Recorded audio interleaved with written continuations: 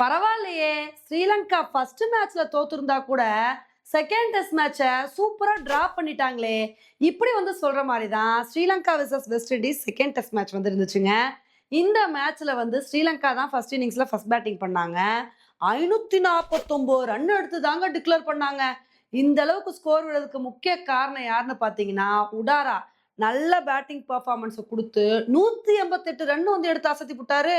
இது மட்டும் இல்லாம குசால் மெண்டிஸ், கமிண்டு மெண்டிஸ், தினுசான்னு சொல்லிட்டு எல்லாருமே நல்ல ஒரு கான்ட்ரிபியூஷன் வந்து குடுத்தனால, ஸ்ரீலங்கானால இவ்ளோ பெரிய ஒரு ஸ்கோர் வந்து எடுக்க முடிஞ்சுச்சு. அதுக்கப்புறம் வெஸ்ட் இண்டீஸ் வந்து பேட்டிங் பண்ணாங்க. "எப்பா எங்களோட சொந்த மண்ல நீங்க இப்படி ஆடம்போது, நாங்க என்ன சும்மாவா இருப்போம்? எங்களால முடிஞ்ச அளவுக்கு நாங்களும் வேற லெவல் பெர்ஃபார்மன்ஸ் வந்து குடுப்போம்ன்னு" சொல்லிட்டு அவங்களும் வந்து பட்டைய கிளப்பிட்டாங்க. குறிப்பா வந்து பார்த்தீங்கன்னா, கிரீவ்ஸ் இவங்கலாம் வந்து செஞ்சுரி அடிச்சு அசத்திட்டாங்க. அதுக்கப்புறம் ஸ்டார்ட்டிங்ல வந்த கேம்ப்வெலும் நல்ல ஒரு பேட்டிங் பெர்ஃபார்மன்ஸ குடுத்து ஹாஃப் செஞ்சுரி அடிச்சாரு.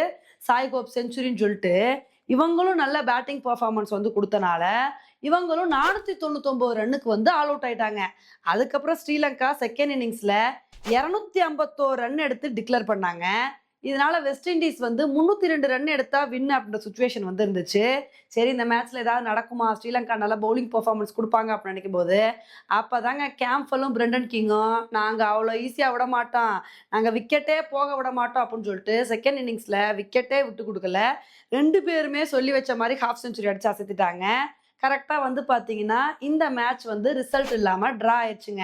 ஆனா உண்மையிலே இந்த மாரி டெஸ்ட் மேட்ச்லாம் ட்ரா ஆறத பார்க்கும்போது ரொம்ப சந்தோஷமா தான் வந்திருக்கு.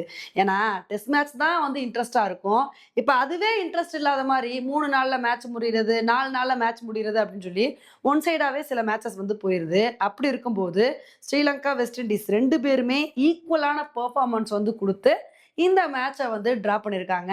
இதுலயும் வந்து பார்த்தீங்கன்னா, ஸ்ரீலங்கா நல்ல ஒரு பெர்ஃபார்மன்ஸ் வந்து குடுத்துருக்காங்க. அசிதா பெர்னாண்டோ ஃபர்ஸ்ட் இன்னிங்ஸ்ல கிட்டத்தட்ட 5 விக்கெட் எடுத்து பட்டைய கிளப்பியிருக்காப்ல. அப்ப எந்த அளவுக்கு ஒரு பவுலிங் பெர்ஃபார்மன்ஸ குடுத்துருக்காருன்னு சொல்லிட்டு நீங்களே யோசிச்சு பாருங்க. ஸோ அந்த அளவுக்கு வந்து 2 பேருமே ஒரு சூப்பரான பெர்ஃபார்மன்ஸ் வந்து குடுத்துருக்காங்க. போன மேட்ச வந்து பார்த்தீங்கன்னா, வெஸ்ட் இண்டீஸ் வந்து வின் பண்ணிட்டாங்க.